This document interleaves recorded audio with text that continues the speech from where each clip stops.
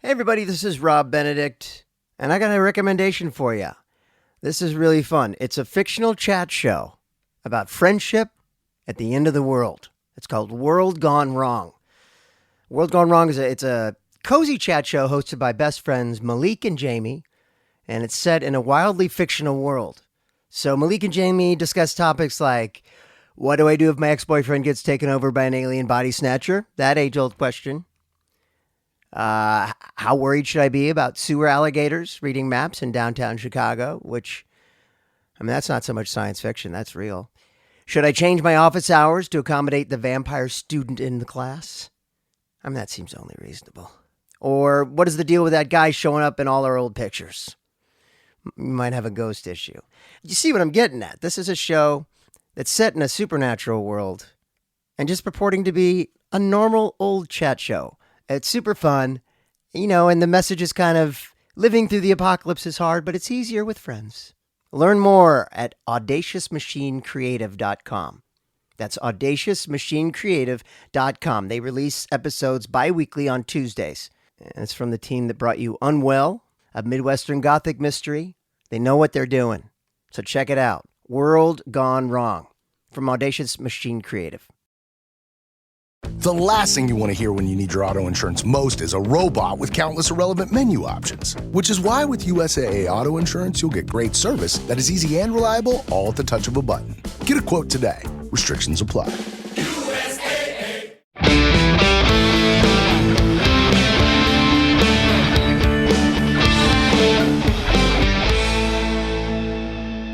In 2005, two brothers hit the road to fight monsters.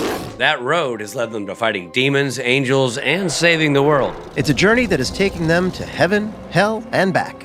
But they aren't done. Join our journey as we go episode by episode, following the adventures of Sam and Dean Winchester. We break each episode down with the writers, producers, directors, crew, and actors to bring you the behind-the-scenes stories of how this legendary TV series was made.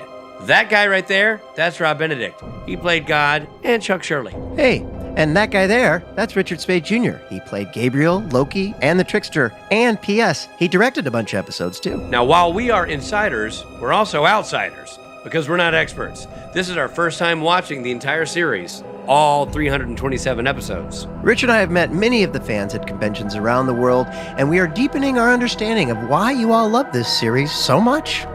Because it's really good. Yeah, it is. Now listen, there will be spoilers, so consider yourself warned. And thank you for joining us on this trip we call Supernatural Then and Now.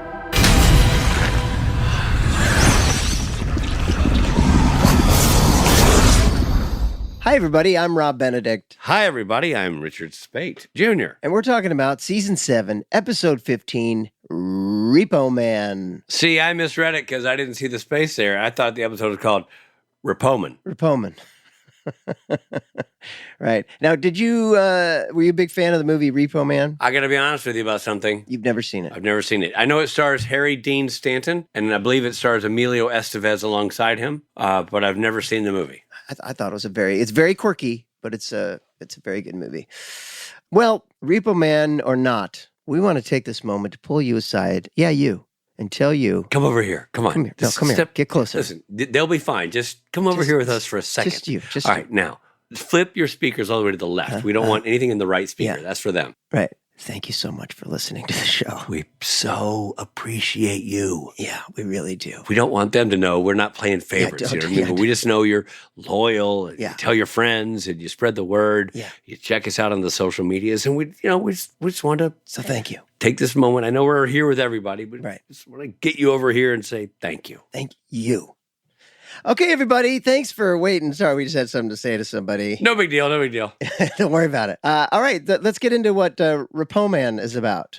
Let's do it, Robbie. Start your thing that you do when it winds up being a summary. The story starts 4 years ago. Wow, I knew I could tell by the dated outfits. Yeah, it was very 4 years ago. Sam and Dean have Jeffrey, a man possessed by a demon, tied to a chair in a farmhouse.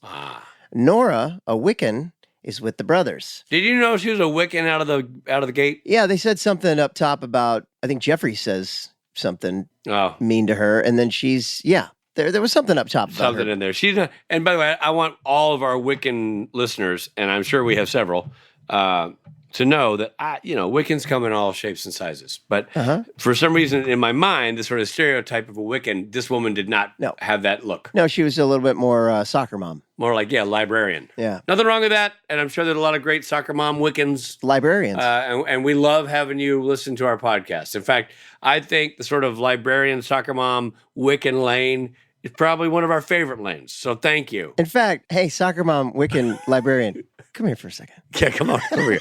Come to the right speaker this time. Thank you. Thank you.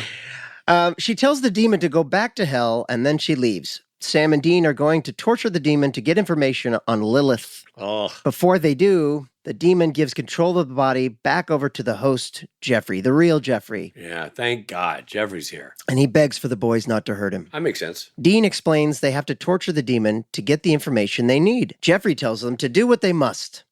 So the brothers get the information they need and then exorcise the demon to hell. Jeffrey survives the process but is badly injured. Dean drops him off at the hospital. Well, that was nice of Dean. Yeah. Now, I thought that actor did a very nice, very good job. That actor is Russell Sams, and I can tell you how Russell Sams came to be in the show, if you'd like to know. Tell me. The same way I came to be in the show, which says he was one of the stars of a pilot that Bob Singer directed before Supernatural was a show called Sam Circus, a World War II pilot. Oh, he was in that with you. Yes, he was. Ah. And that's how he ended up, I'm sure I'm assuming Bob Singer... Russell's a great actor, and either Robert Ulrich pitched him, and Bob Singer's like, oh yeah, of course, obviously, or Bob Singer's like, hey, let's get Russell Sams in here. But whatever way it happened, I'm sure there was some kind of Sam Circus connection. I looked him up because I was like, this guy, he can act. Yeah, he's really good, and I believe he's from Tennessee as well. Yeah, he is from the South, and he has a little bit of a Southern twang. You'd hear it sometimes. Yeah. Well, it is now present day. And the world looks nothing. 4 years have gone by, and that's just a lifetime. Yeah. You know what I mean? Yeah. They were freshmen, and now they're seniors. Sam and Dean return to the town where the exorcism of Jeffrey's demon took place, Coeur d'Alene, Idaho. Wouldn't it be funny if the demon's name was Morgan, and so it was Jeffrey's demon Morgan?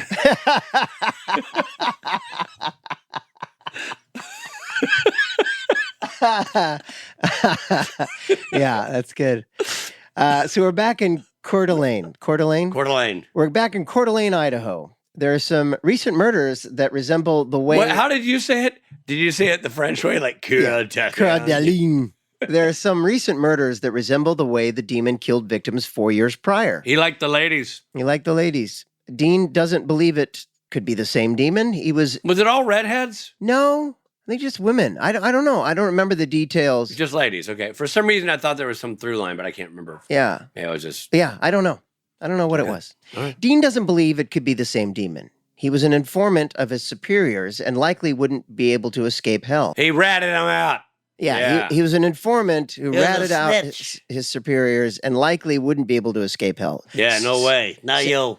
Sam believes the case is unfinished business and they should look into it. Additionally, Sam is starting to have hallucinations of Lucifer again. No kidding. So Pellegrino's everywhere in this episode. I thought about that. Like, Pellegrino just had to be there Yeah. for some of these scenes. Just sitting there watching. But he was good. He's really funny. Yeah, he's always good. First, they visit the Wiccan Nora, who says she can't help them this time and they should speak with Jeffrey. Jeffrey's demon Morgan? Jeffrey's demon. Or just Jeffrey? No, actually, this is just Jeffrey. Okay.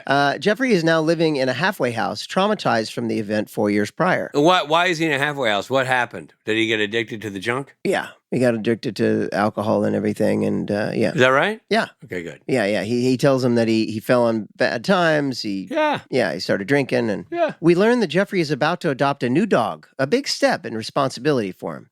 Sam and Dean surprise him and test to see if he is a demon. He's clean. The brothers tell him that the demon is back and is killing more people. Jeffrey is upset, but gives the boys a valuable clue: the name of the demon's next victim, a librarian named Marjorie. Now, this librarian could be a Wiccan. We can't say that she's not, Yep. you know? He finally got your librarian. And that's okay. It's great. He retains some of the demon's memories after being its vessel. Demon. Did Morgan? Jeffrey's demon Morgan? Morgan, yeah. Jeffrey's demon. He retains some of Jeffrey's demon Morgan memories after being the vessel, and that's why he knows the next victim's name, or so they think. The brothers split up. Dean stays with Jeffrey. Sam goes to the library to keep an eye on Marjorie. While in the library, hallucinations of Lucifer continue to torment Sam. That was kind of a cool thing, man, when everybody in the library starts smashing their head against the desks and all that stuff. That was pretty cool, pretty dark. Yeah. Well, last night I watched 28 Years Later. Oh, was it hilarious? It was so funny. And then I got home and watched this. Say nothing about 28 Years Later, but does it feel like more time has passed than the 4 years in this episode? Like about 28 more. Okay. It just was a lot. Like the people banging their head on the desk, I was like, I can't see any more mutilation. Did you love 28 Days Later? I liked it. I didn't love it, but I liked it. Okay. Okay, so Sam's seeing Lucifer, who's tormenting him.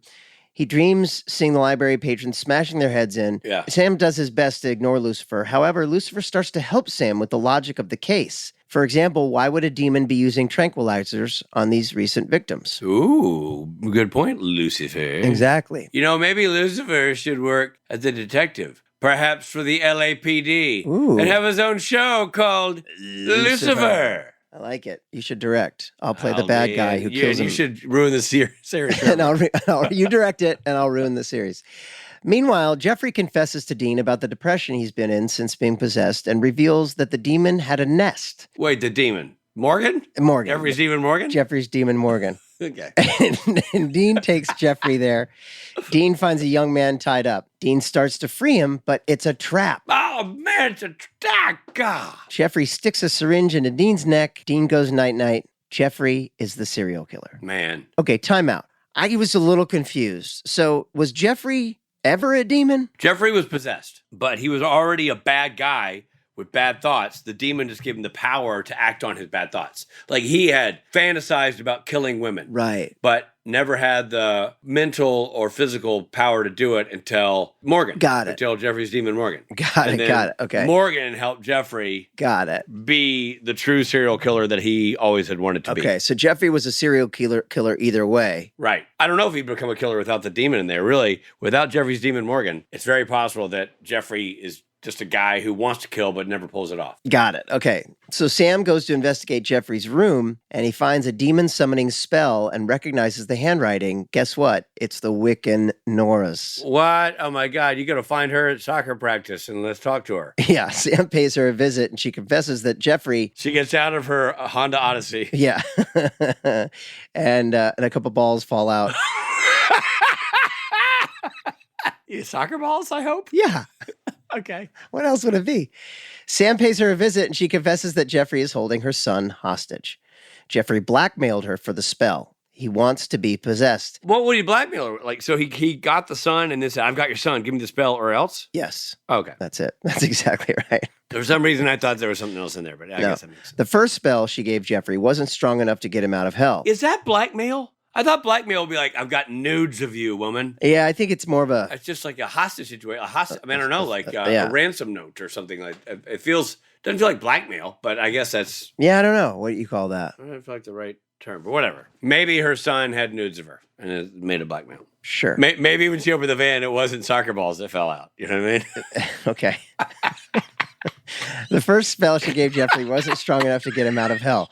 Then she gave him a stronger one, a spell that requires the blood of the person that exorcised the demon. Oh, my God. Wait. Which demon? Morgan?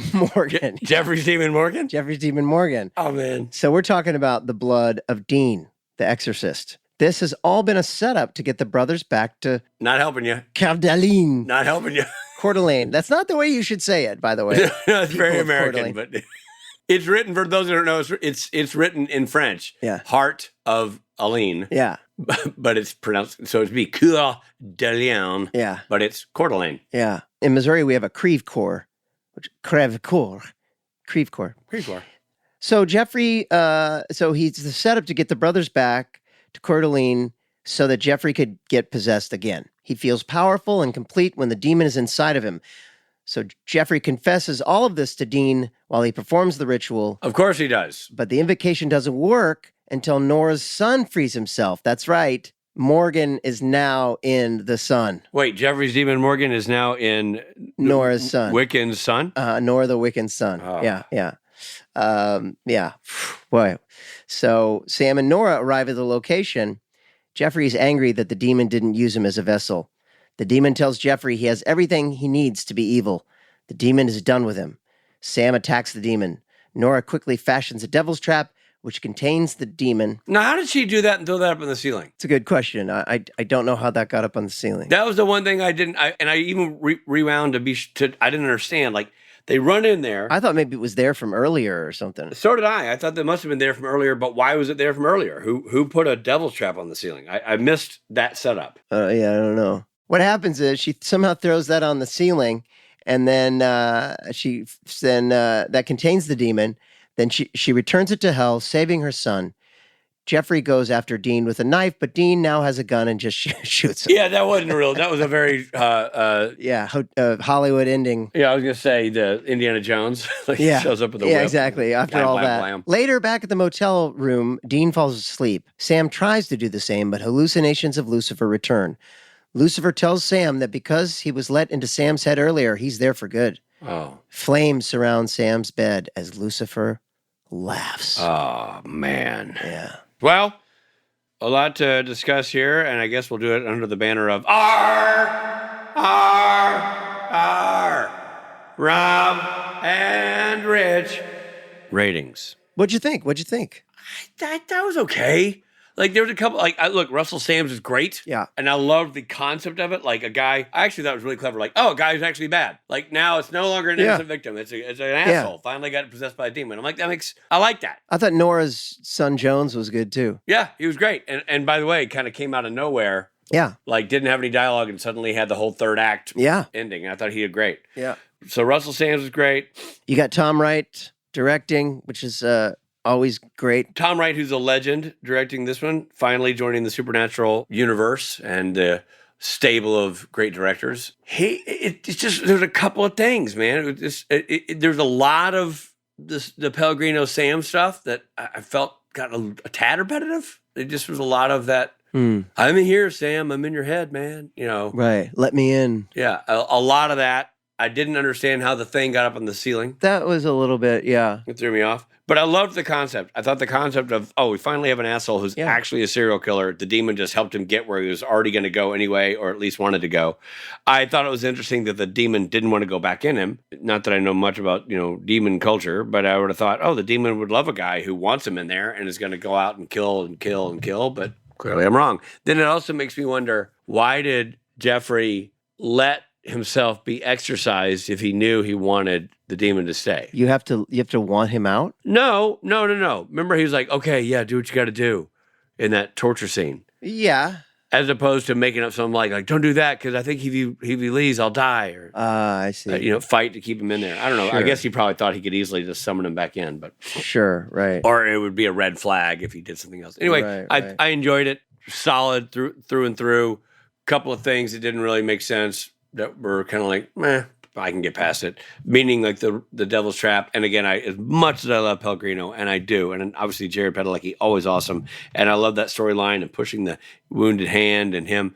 It's great when Pellegrino's like, don't even bother, and just disappeared himself, like. Yeah. Like, it was great. I loved it. I just felt like there was a lot of it. Do you know what I mean? Did you feel that way at all? I liked it, I think, maybe a little more than you, but I did feel a couple things bumped for me. I really liked that concept of like what you clarified for me, but that like you said that he's just a serial killer that happens to be possessed. I thought that was kind of cool. Yeah, I love Pellegrino, so I could watch him read the phone book. I thought that was. So can I. Like I said, it might be situational, just sort of like it did feel a little bit random that all of a sudden now he's just back. There was no clue of Sam having headaches or seeing things, or there were, you know what I mean? He's just back. Yeah, I mean, they didn't set it up in a previous episode at all. The fact of the matter is, it was a great episode. I guess it didn't feel Stapleton-y to me, but I really enjoyed it. Agreed. It's a second place to Stapleton or Loggins, and so one must ask the question: what is it? What kind of beard is it? I see you looking at your wall. I'm gonna give it. You know what? I'm going to do what you sometimes do. I'm going to give it the Richard Speight. Oh, okay. It's not Richard right now, because right now you're a little mustache heavy. Right. You know what? No, I'm going to do the Richard Speight right now. Okay. It's a little mustache heavy, but it's still a solid beard, but it's just a little mustache heavy. Yeah, I got that figure. Okay, that's fair.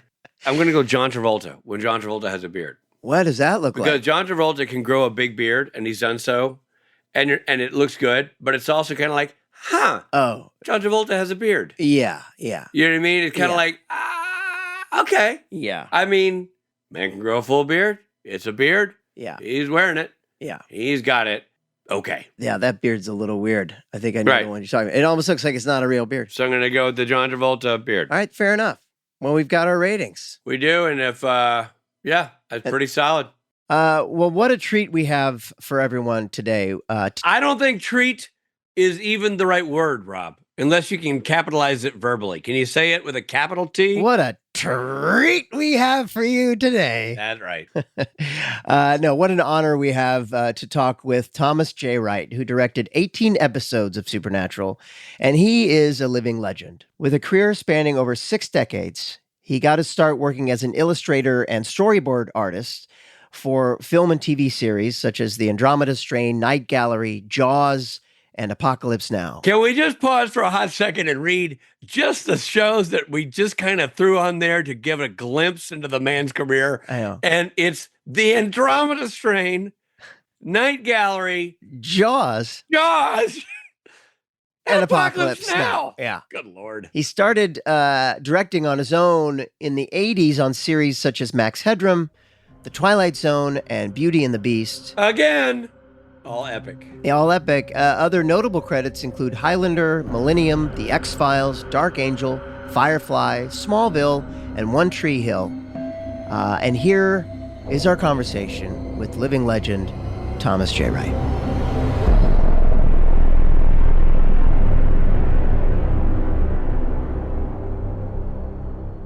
Well, Tom, thank you so much for joining us. We're really excited to have you. We both had such a wonderful time working with you on the show. And do you remember like how you first got involved with Supernatural? Vaguely. How many years has it been, for crying out loud? A lot. I know. Yeah, maybe 15. Wow. Yeah. That's more than I thought. Okay.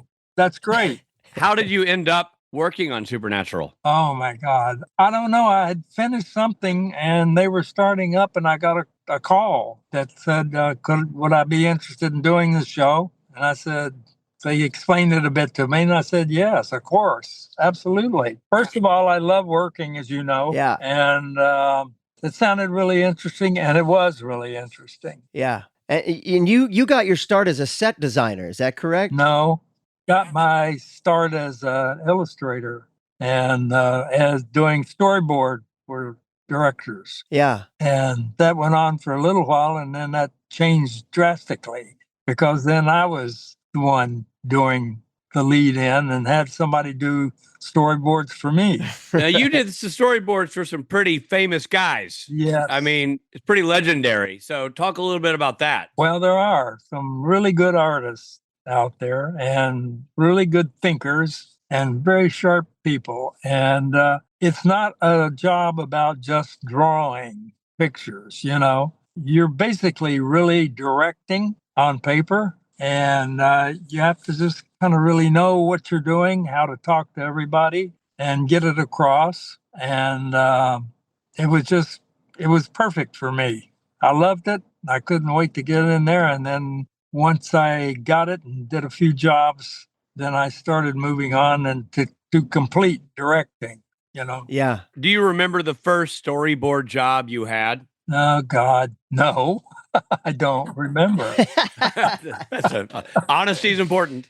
But it was a long time ago. Yeah. Well, there was famously, and Rob, I don't know if you remember this, but in the director's office of Supernatural, there was only one picture on the wall. Yeah. And the one picture on the wall was of you Oh, really? behind Alfred Hitchcock. Really? Wow. Yeah. 'Cause you worked with Hitchcock. I worked for everybody. Yeah. Yeah. Yeah. I mean, that's a big deal. I was very lucky. Really learned what I should be doing and learned how to do it. And actually, with me, it came pretty easily because my sketches always said the complete thing, basically. And it helped a lot of directors out and was a lot of fun. I had a lot of fun in my career. Oh, that's great. Hey there, this is Jensen. I hope you're enjoying the episode, but we need to pull over for a second for some messages, and I gotta take a leak.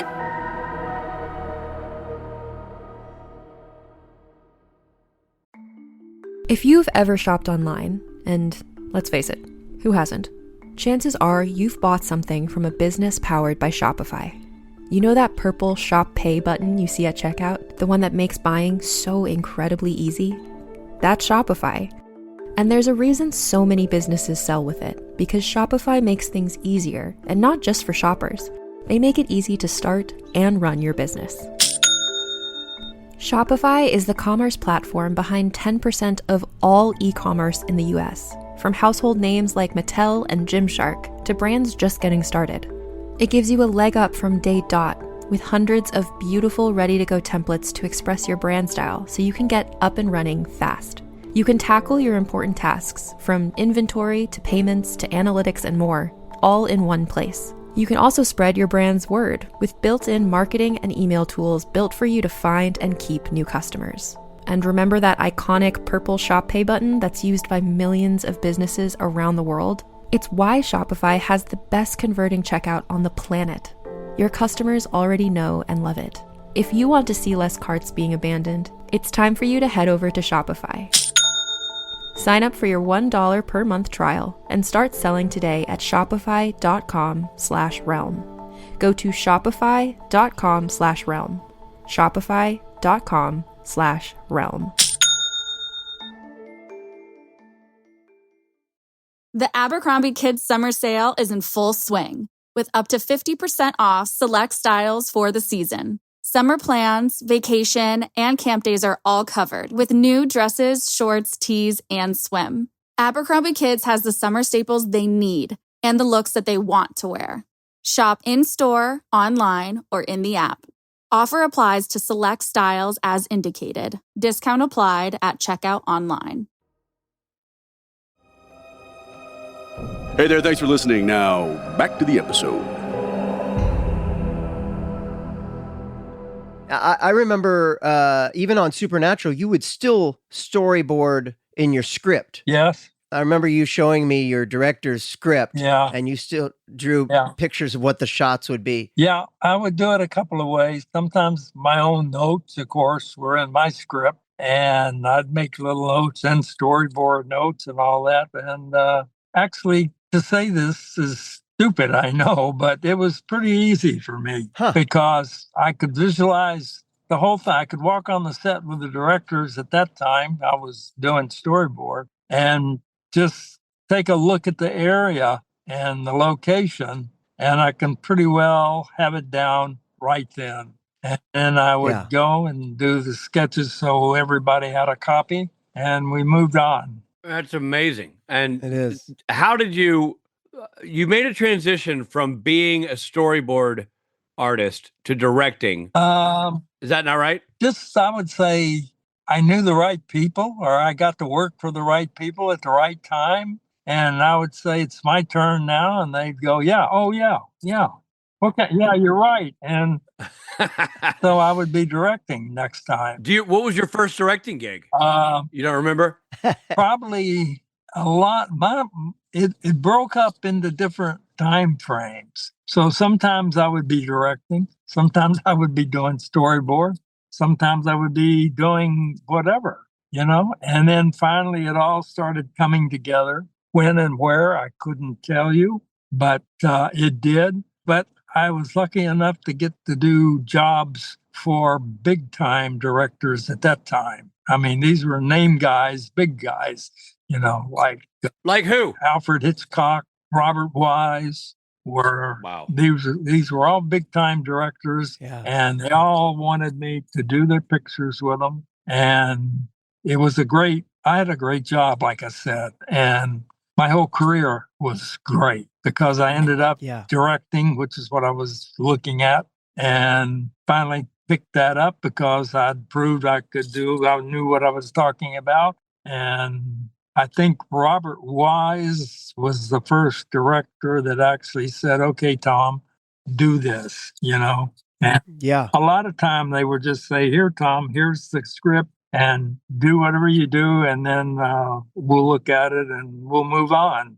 I really didn't have much of a problem dealing with the directors at all. And the ones that didn't know what they were doing, it didn't matter anyway. So you could have said anything, and they would have gone with you. That's hilarious. You worked with Jensen before Supernatural. Oh yeah, worked with Jensen. I brought him on as an actor, and I interviewed him naturally. And I mean, I went for him right away. Right away, Hmm. he was perfect. So he Oh, was wow. one of the first ones that I really cast and happy with the whole time. Yeah. Was it fun then getting to reunite with him on Supernatural? Yes, yes. I think I worked with him 2 to 3 times. Oh, great. Not quite sure, but maybe Yeah. 3. I keep thinking maybe 3 times, but Yeah. maybe not. But whenever I could, of course, I would, Yeah. because these guys knew exactly what they were doing. Yeah. You give them a push, a clue, or whatever, and they're gone. And it was great. Yeah. It was great time. Yeah. I was really, really fortunate, but I always kind of walked into the right place at the right time. And then I became known for certain things, so I would get a lot of calls and moved on from there. Yeah. Well, one of the things you have done famously is work for Rod Serling at Night Gallery. Yes. So that's, first of all, incredibly cool. Amazing. Yeah. And so explain that. I mean, I don't even know what question to ask because it's so cool. Like, what was it like meeting him? What was that process like? Anything you can share from that experience would be great. Again, it was walking into one of those perfect jobs, and for me, and I fell right into it. It's the way I thought. I'd already been directing some stuff myself here, smaller stuff, or not as a regular like I eventually ended up doing. Everything I did then was I directed. And like they say, well, if I'm going to do this, I'll direct it. But anyway, so that's kind of how it went. And it was a road that just took me right in for me. Yeah. Was Serling a cool guy? I thought he was. Personal life, I don't know, but I know when I was around him, he was very cool. That's neat. And he would listen and take the image and go. Wow. So what did you direct for Hitchcock? What did I direct? A lot of the stuff I started out directing sequences and scenes from certain things that Hitcher wives didn't want to do. And they knew me, they had faith in me, and they just said, why don't you do it, Tom? And that's basically what Hitchcock said to me. He said, well, why are you talking to me, Tom? Why don't you just go do it?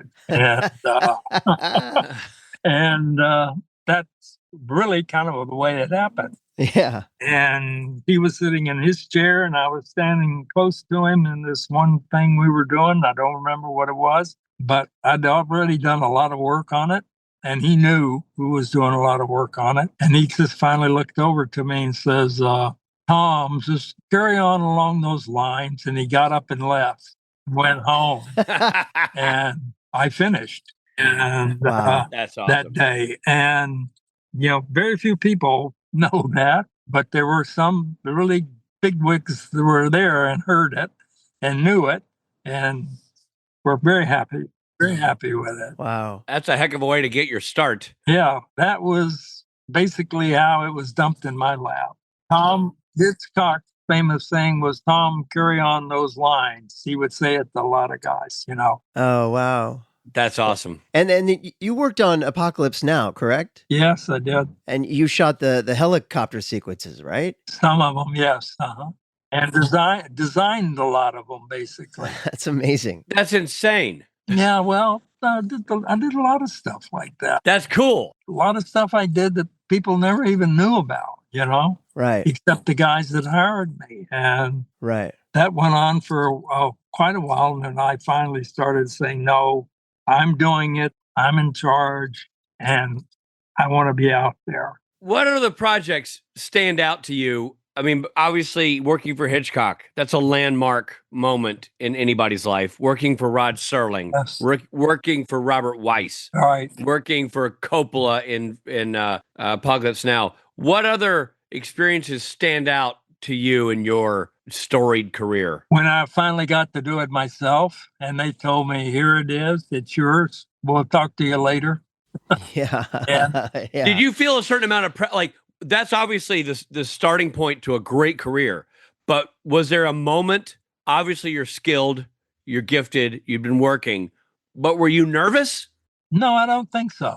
I don't think by that time I was pretty well sure of what I was doing, who I was doing it for, and why, Mhm. and just do it and Yeah. make it work because you know what you're doing. And they would just say, like Hitch's famous one was probably with other guys too, I don't know, was Tom, just carry on along those lines.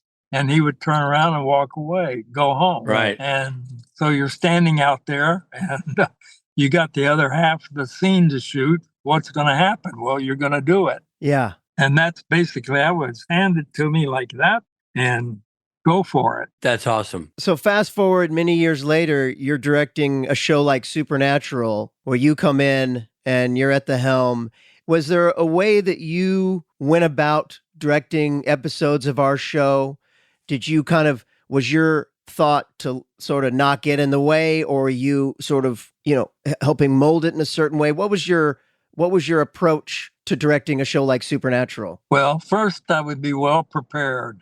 Read the script, know it well. Then I start designing the shots in my script of how I would like to shoot it after we've either scouted locations or sets or whatever. By the time I showed up and the show started to shoot, I was pretty well already prepped. So I was very comfortable in what I did and how I did it and knowing what to do, that I just walked in and we did what had to be done and moved on. Yeah. And then I got more episodes and then I got more episodes. So something was working. Yeah. Yeah. You became immediately one of their go-to directors. Like you did one, and then next thing you know, your name is up there with Bob Singer and Phil Segrisha as the main guy. Yes. So yeah, you're doing the right thing. It's kind of cool. You had also worked with Jensen. You had also worked with Mark Pellegrino, right? Oh, yeah. Mark, I hired his first job.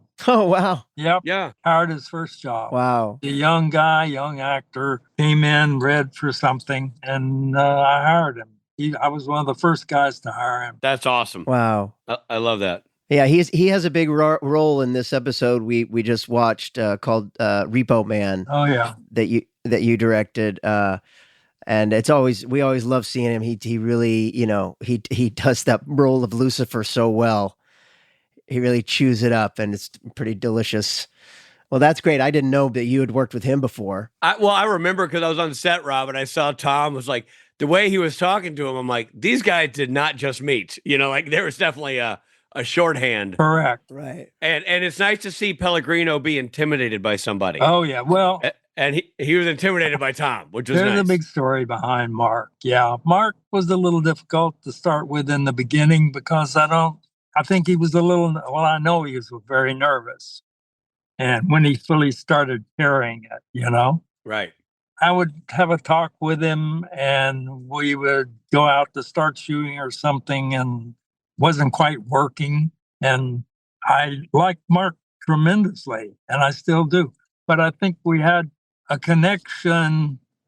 Either I wasn't being explicit or he just didn't get it. I don't know. But eventually, after I'd worked with him a few times, things smoothed out much better. And I loved Mark and the stuff he did because he's so off the wall. Yeah. Yeah. Yeah. And you were a noted still photographer too. You took a lot of pretty epic shots. Yeah. And I remember you showing me on your phone some photos you had taken, and you didn't take them on your phone. These were pictures of framed pictures you had. Yes. Do you have, and I know I'm thinking of one, but so this is a leading question, but do you have any still images from your life that you still have in your wall that stand out to you, moments that you witnessed that you also photographed? I don't think there might be a couple or a few, and then there's some on the wall, maybe when I'm standing in the middle of 2 or 3 people talking to them or something, but nothing really out in the field in the action. that I know of. Well, you showed me one photo, so I'm just going to quit being coy here. You showed me one photo that you took. Yeah. And it was, I'm pretty sure this is what you showed me. I think it was Brando talking to Martin Luther King. Oh, yeah. Yeah. That's all the Brando show. Yeah. Uh-huh. Yeah, that's kind of substantial. Yeah. That guy. So, do you remember where you were when that photo was taken? No, sir. But you were somewhere and you saw that happening. All I know is I had such a great time working on that show with Brando because, I mean, it was just, and he was nothing like, at least when I was working with him, like a lot of people had described. Mhm. So you walk in kind of ready to get hit, and it doesn't happen. And he's listening to you and he's repeating you and he's rehearsing with you. And all of a sudden it's working. And that was I enjoyed working with, of course, Brando. Yeah. Wow. Well, it's a gorgeous shot, Rob. That sounds amazing. It's a black and white photo of Brando going over to talk to Martin Luther King at a restaurant. Uh-huh. Tom had been there with the camera and snapped the photo. Oh, yeah. So Wow. Yeah. Wow. See, you've seen a lot of amazing. stuff I haven't seen. well, I mean, don't forget, I was your shadow for a couple of weeks, so you had to kill time Yeah. and talk to me at some point. Well, that all worked too, sir. So there you go.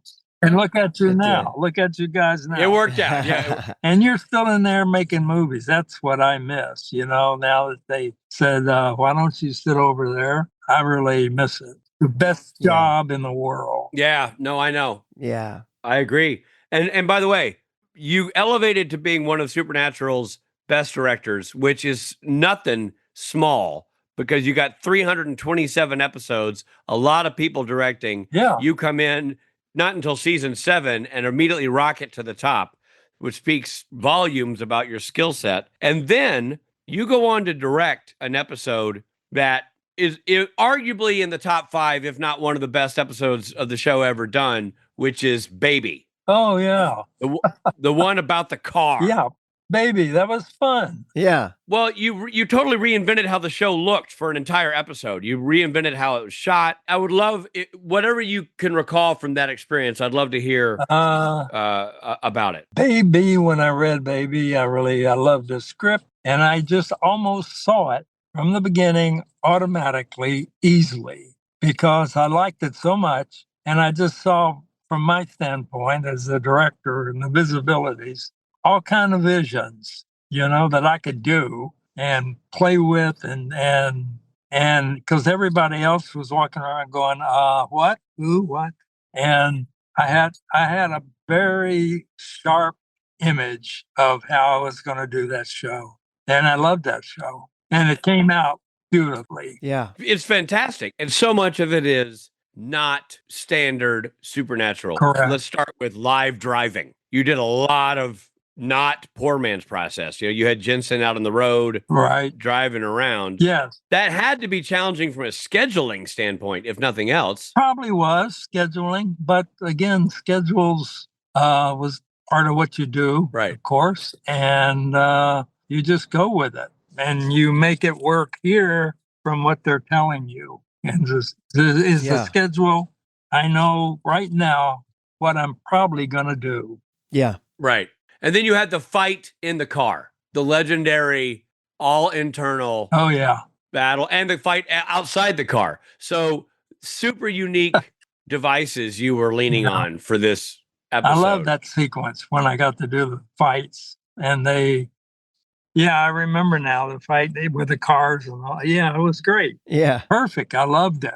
Couldn't have been better. Yeah. Well, it definitely was. I mean, Rob and I would say that elevated, like it's a cinematic episode. Yeah. Yeah. A lot of your episodes are. They really are cinematic, and that's what we appreciate about your career is so storied, and you're a legend to us, and we look up to you so much. So we it's an honor to have worked with you, and what you brought to the show is just stellar, and you elevated this show to a cinematic level. Well, I appreciate that. Thank you very much. I appreciate it. And, I would work till my fingers fell off if I had to. Yeah. That's what I mean, but it shows in your work because you care about it. You're not there for the free lunch. You're there to tell the story with a camera. Very true. Very true. You're also great with actors, man. I mean, like to what Rob was saying, you've directed Rob, you've directed me. Yeah. I've shadowed you, you directed, you broke basically Pellegrino and Ackles into the business among numerous others. You have a track record of success with performers. Question, where does that come from? Because you do not come from an acting background. Comes from me. I was always loved actors. I even did a little bit of it early on and went, why are you doing this? Yeah. No, then went back. No, I always loved actors. I have a lot of actors as friends of mine. And if I'm in a room with actors, I love working with them and getting them to maybe the point that I've got here. And it worked most of the time. I think I only had once, maybe, or twice, kind of a little abrasion here and there with a couple of people, but usually not. Usually not. When I came on the set to do it, I was the guy in charge. And if they started arguing, we talked about it. Yeah. Yeah, you have a really good style. And Rob and I talk about it all the time. With you not around, we talk about your style because you have an ability to be in charge, but also be empathetic to the actor's journey. Yes. I never felt like you're not a drill sergeant, You're right. Absolutely. But always I love designing the picture, and every frame. I mean, that was my life, really. That's how I came up since I was born, crawling on the floor. My mother said, I saw a pencil lying on the floor. I picked it up and started drawing. That's a true story. Wow. How I started my art career. That's awesome. And you just, actors trust you. Yes. Well, that's not easy. That doesn't always happen. I love hearing that because I really work for that. And I love working with the actors. And hey, they're there for a reason and I'm there for a reason. And I'm going to listen to what they got to say. And no, I tell you, I'd love the best job in the world for me. One other question for you about that. You're from, am I right in saying you're from Kentucky? Yes, Kentucky. How did you find your way from Kentucky to entertainment? I don't know, Hollywood or New York, wherever you started, but where did that journey begin? Just grew up wanting to get into show business. I even wanted then, I thought, to be an actor myself. And when I did start getting around it and having chances like come out of the blue sometime, would be go for it. And then what the actors are doing, I absolutely would lock on, know what they're doing, know why they're doing it, and to make them look the best you can make them look. And it was just great. What do you want? What else do you want? Yeah, exactly. Did you start in LA or New York out of your journey? LA. Yeah. I was the one that got in the car and drove west. That's awesome. By myself. And said, I know where I'm going. My mom and dad said, just take care of yourself and goodbye. And got in the car and headed to LA. And the rest is history. That's it. Exactly. And the rest is history. Well, in between there, the big interruption was the military. That's the main thing that screwed me up because I was rolling pretty well. And then I got drafted. And so that knocked a couple of years or so out of it. But as soon as I got back, boom, I got back in immediately. What branch were you in? Army. Did you do any photography or filming for the military? Sort of the behind the scenes stuff. Wow. If you know what I mean. That's intense. Did that change how you approached your art, doing something as intense as being in the military? I mean, I was still drawing when I could, of course, always. But I think it worked more how I thought and visualized what things would look like because I'd seen a lot of it, And I think that's what kind of maybe made an impression on me, but not hugely. Right. I just had a certain style and I would go for it. And it was my own. And I would rehearse a scene, figure out how I'm going to shoot it and know it will work. I was always fine in the editing room. And I worked with a lot of editors who really liked working with me. And it was my perfect life, Yeah. Well, we are blessed to have had you on Supernatural, man. I mean, Yeah. you were the first director I ever shadowed. I have told Rob umpteen stories of that journey because it was just awesome. You were a fascinating individual to look up to and to follow and learn from. And I still kick myself that I got that experience. It was a real blessing. So thank you. Thank you. You guys are terrific. I wish I was there with you now doing it. So do we, man. Same. But we'll have you on here to talk again in the future, man, because you're just one of a kind, and we appreciate your perspective so much. So thank you for loaning us your intelligence and wit and time today. Thank you very much. I appreciate it. Thank you, Tom. We'll talk to you again soon. You bet. Hey there, this is Jared Padalecki, and I hope you're enjoying the episode. But we got to pull over for a second for some messages. Here at the Almond Joy Factory, where tropical vibes abound, we use soft, fresh-tasting coconut. The crunchiest almonds and delicious chocolate candy. Ah, but do you know what our most important ingredient is? Sometimes you feel like a nut. Sometimes you don't. Almond Joy's got nuts and something even way better than that. Yes, Almond Joy is made with almonds and joy.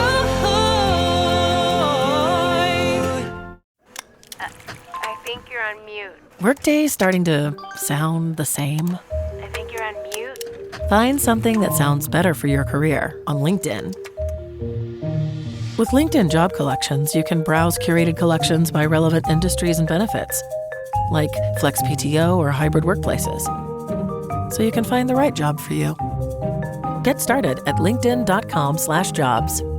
Finding where you fit. LinkedIn knows how.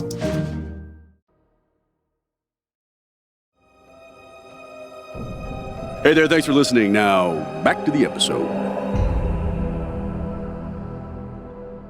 Buddy, that was, look, I want to say to everybody listening, too, that a lot of times during these interviews, we like to bring it back to the episode we're talking about and all that.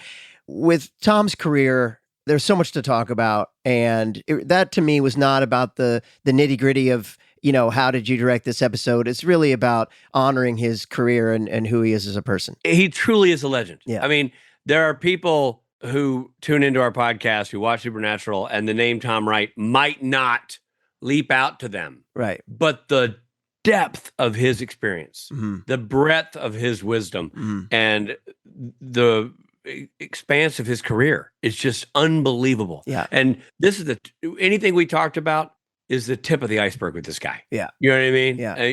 We just scratched the surface, and it was, I mean, I would say I'm a little bit like a kid in a candy store right now and kind of still awestruck. He's just a legend. And we're so honored. We're so lucky that we got to work with him and that his talents were involved in making this show what it was. So that was just amazing. Yeah. A real treat. Robert, only one thing could follow that interview. And that one thing is this. Mythology.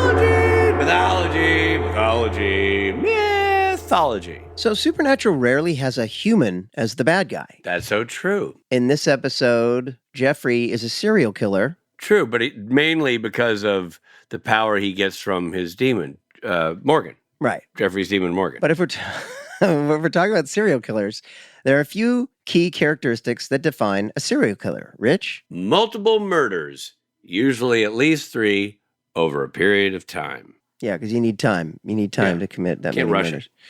The murders are each a distinct event versus all the murders in one event, a la a mass murder. There is an underlying distinct personal motive, such as sexual gratification, power, or control. This makes them distinct from contract killers or hitmen. Usually, there is a period of time between the killings. When there is no cooling off or planning period, it might be called a spree killer. That list is like, I feel like we're like in the forest defining the difference between like oak trees. Now you can see on this leaf the structure of the limbs. I mean, it was very scientific the way we're discussing a gruesome thing. Yeah.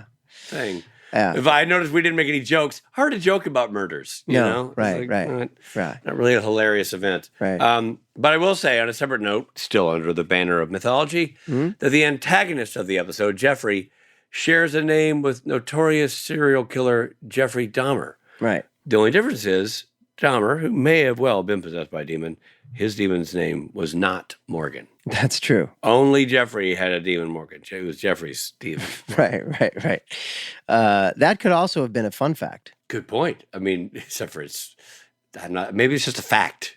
It's just a fact. It's not fun. It's not fun. Yeah. We should have a new section called Facts. Just facts. However, we do have a segment that's ongoing, and it is titled thusly. Fun Facts! Fun Facts! Fun Facts! Fun Facts. The title of the episode is a reference to the 1984 film Repo Man starring Emilio Estevez. Really? No Jeffrey Dean... Oh, no, sorry. No Harry Dean Stanton reference? Stanton. Yeah. Snap. Well, the Italian title is Riposeduto,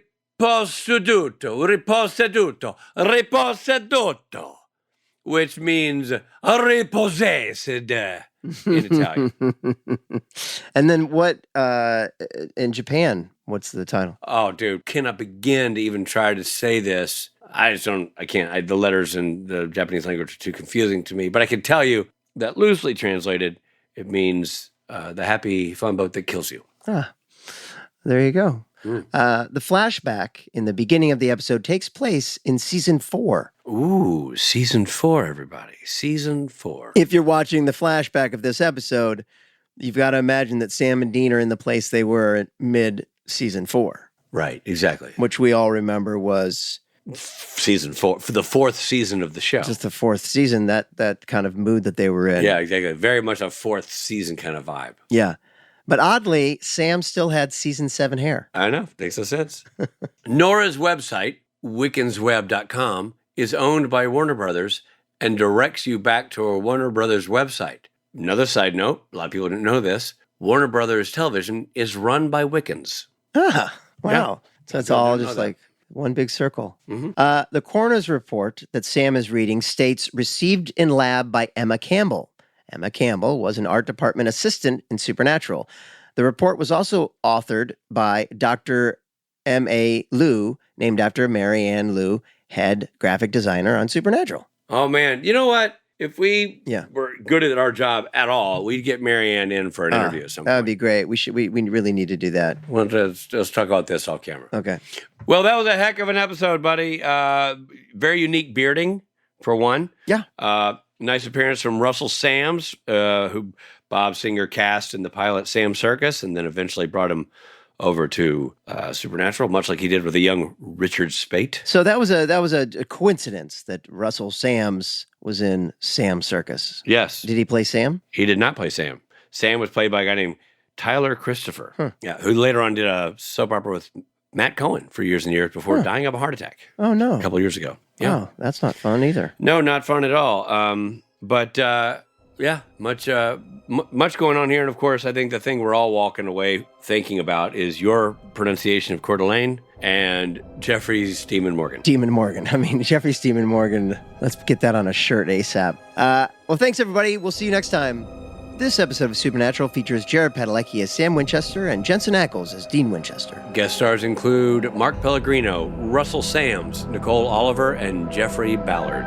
Repo Man was written by Ben Edlund and directed by Thomas J. Wright. Editing by Don Cook. Music by Jay Garuska. Executive produced by Robert Singer and Sarah Gamble. Supernatural was created by Eric Kripke. This episode originally aired on February 17th, 2012. This episode of Supernatural Then and Now was hosted and executive produced by Richard Spate Jr. and Rob Benedict. Produced by Stephen Hyde, written by Stephen Hyde and Heda Hoshor. And edited and associate produced by Trey Booty. What's up, Booty? Music provided by Tim Wynn. This episode was recorded with the help of Sonic Fuel Studios. This podcast is from Story Mill Media. Follow the podcast on Instagram and TikTok at SPN Then and Now. Become a member of the podcast to get early access, chat rooms with other podcast fans, and video interviews at patreon.com/SPN Then and Now.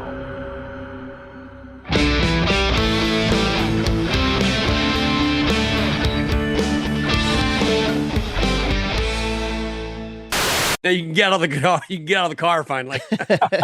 Yeah, but it's okay. The cops haven't come here yet. Oh, perfect. Hi, everybody. I'm Rob Benedict. And I'm Rob.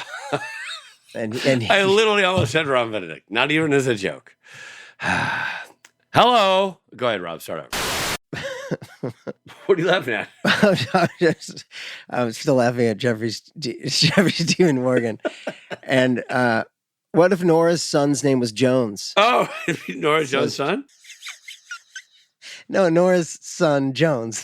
I still do wonder if they cut something out that got that thingamajig up on the devil's trap up on the roof. You know what I mean? I wonder if it was shot and somehow. Yeah, that's a Ben Edlund. The editing, it just got. Ben Edlund question. Yeah.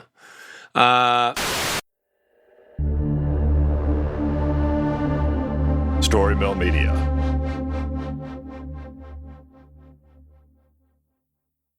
The Old West is an iconic period of American history and full of legendary figures whose names still resonate today, like Jesse James, Billy the Kid, and Butch and Sundance, Sitting Bull, Crazy Horse, and Geronimo, Wyatt Earp, Bat Masterson, and Bass Reeves, Buffalo Bill Cody, Wild Bill Hickok, the Texas Rangers, and many more. Hear all their stories on the Legends of the Old West podcast. We'll take you to Tombstone, Deadwood, and Dodge City, to the plains, mountains, and deserts for battles between the U.S. Army and Native American warriors, to dark corners for the disaster of the Donner Party, and shining summits for achievements like the Transcontinental Railroad. We'll go back to the earliest days of explorers and mountain men, and head up through notorious Pinkerton agents and gunmen like Tom Horn. Every episode features narrative writing and cinematic music, and there are hundreds of episodes available to binge. I'm Chris Wimmer. Find Legends of the Old West wherever you're listening now. Legendary stories, awe-inspiring sound, and endless adventure. Welcome to the realms of peril and glory. Explore the mechanically magical vistas of Vale, the paranormal mysteries of liminal London, and the cyberpunk chaos of Cyborg. With breathtaking sound design and enchanting original music, you'll be immersed into unforgettable campaigns and heart-pounding one-shots. Ignite your imagination and discover the realms of peril and glory today. Go to realmspod.com or search Realms of Peril and Glory wherever you listen to podcasts. 1,